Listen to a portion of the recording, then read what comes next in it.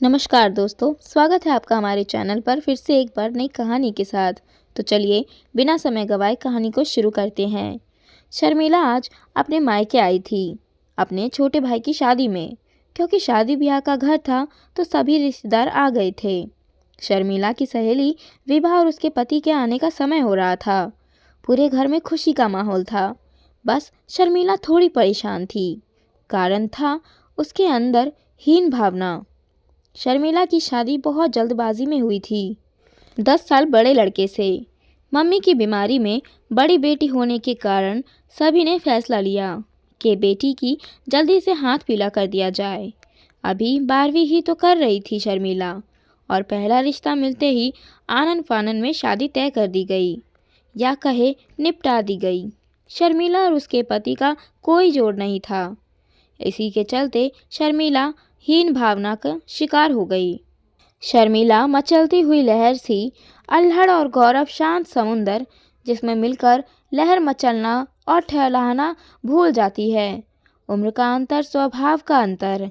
मैं एक डांसर थिरकती हुई, सुरलय ताल में डूबी, और गौरव हिंदी के प्रोफेसर, पता नहीं कौन सी दुनिया में खोए रहने वाले।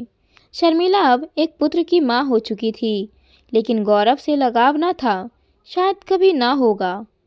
और अब इसमें और दूरी को बढ़ाने के लिए शर्मिला की सहेली विभा का पति अभिषेक, जो बेहद हंसमुख गुनगुनाता हुआ लड़का, बिल्कुल शर्मिला के सपनों का राजकुमार।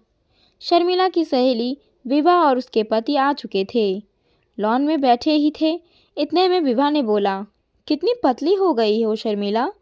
जीजा जी कहाँ है, बेटा कहाँ है। और उठकर गले लगने लगी। उसके पीछे पीछे अभिषेक भी था, हंसता गुनगुनाता। मैंने कहा, अब तुम आ गए हो, अब रौनक होगी। हाँ, अभिषेक जैसा ही तो पति चाहिए था मुझे। आखिर क्या कमी थी मुझ में जो मुझे गौरव मिला। शाम को सब बैठे हंसी मजाक कर रहे थे, जहाँ अभिषेक की हाजिर जवाबी और चुटकुले माहौल को उमंग से भर रहे थे। गौरव एक नपी तुली मुस्कुराहट फेंक कर बेटे के साथ खेलने में व्यस्त थे। शर्मिला दीदी, एक डांस हो जाए। मेरे भाई ने मुझे खींचा, गौरव को भी बुलाने लगा। उन्होंने दूर से ही हाथ जोड़कर मना कर दिया।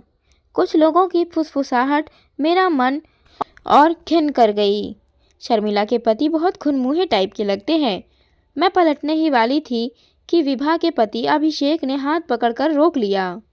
मैं हूं ना आपका डांस पार्टनर। उस दिन मैं इतना खुलकर नाची, हालांकि मुझे अपनी सहेली की किस्मत से थोड़ी ईर्ष्या भी हुई। सबके बहुत कहने पर गौरव गाना गाने के लिए तैयार हुए। मेरी तो हालत ही खराब थी। आज तो नाक कटवा देंगे ये।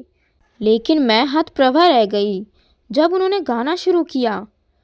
वैसे तो तेरी नाम में भी मैंने ढूंढ ली अपनी खुशी, अगर तू हाँ कहे तो बात होगी और भी। सब मन से सुन रहे थे। गाना खत्म होते ही पूरा आंगन तालियों से गूंज उठा। मम्मी ने आकर इनकी नज़र उतारी तो गौरव शर्माने लगे। आज मुझे ये कुछ अलग लग रहे थे। सभी अपने रूम में सोने चले गए और हम दोनों सहेलियां छत पर अपने अपने जीवन की बातें कर रहे थे। कितने सालों बाद हम मिले थे। मैं बहुत खुश थी, लेकिन विभा कुछ सोच रही थी। यार शर्मिला, तुम्हारे और जीजा जी के बीच सब सही तो चल रहा है ना? मतलब? मैंने डर के लंबी सांस लेकर कहा। हाँ, तुम्हारे जैसा परफेक्ट पति तो नहीं है यार, पर क्यों पूछ रही हो? विभा रोने लगी। आज जब जीजा जी गा रहे थे, मुझे लगा तुम्हारे लिए गा रहे थे। मुझे लगा तुमने मन से स्वीकारा नहीं है। ऐसा है क्या? मैं चौंक गई। इसने कैसे समझ लिया, जो बहुत अंदर की बात है। मैंने खुलकर बता ही दिया। यार विभा, हमारे बीच उम्र का फ़र्क है। हमारे प्रोफेसर साहब बहुत कुछ ज़्यादा ही गंभीर हैं। क्या बोलूँ, तुम नहीं समझोगी। तुम लोग तो लवर हो। विभा मेरे कंधे पर सिर रखकर चुपचाप बैठी रही, फिर बोली, यार शर्मिला, जिसको जो नहीं मिलता है वही अच्छा लगता है। जीजा जी की गंभीरता उन्हें लाखों में एक बनाती है। तुम्हें ये जो अभिषेक की चंचलता स्टाइल पसंद है ना, मुझसे पूछ, कितना मुश्किल होता है कभी कभी। मैं उनका मुंह ताक रही थी। ऐसा कैसे हो सकता है? उसने बात आगे बढ़ाई। अपने ही सजने संवरने से इनको फुर्सत नहीं मिलती, कभी मेरी ओर ध्यान नहीं देते। मैं बुखार में मर जाऊं कभी हाल तक नहीं पूछता अभिषेक। शर्मिला, मैंने देखा है, जीजा जी तुमको खुश देखना चाहते हैं, तुम्हारा ध्यान रखते हैं, किसी काम में रोक टोक नहीं। इतनी स्टेज परफॉर्मेंस करती हो तुम, ये सब जीजा जी के सहयोग के बिना संभव है क्या? हाँ, आ रही हूँ। अभिषेक नीचे चिल्ला रहा था। वो बेचारी भागती हुई नीचे गई। मैं घंटों वहीं छत पर उसी तरह बैठी रह गई। एक घटना मेरे सामने घूम रही थी। गौरव का प्यार, देखभाल, समझदारी, कैसे मुझे उनसे लगाव न हुआ। आंखें और मन दोनों रो रहा था। सुबह होते ही मैं बदल चुकी थी। पूरा घर फूलों से सजाया जा रहा था। महक मेरे अंदर भर आई थी। गौरव को चाय दी, उनके पास बैठी रही, उनके पास आकर कंधे पर सिर टिका दिया।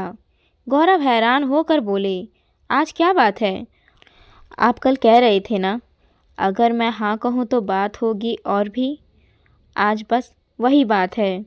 गौरव ने खुशी से मेरा हाथ पकड़ा और मेरा लगाव बढ़ता गया।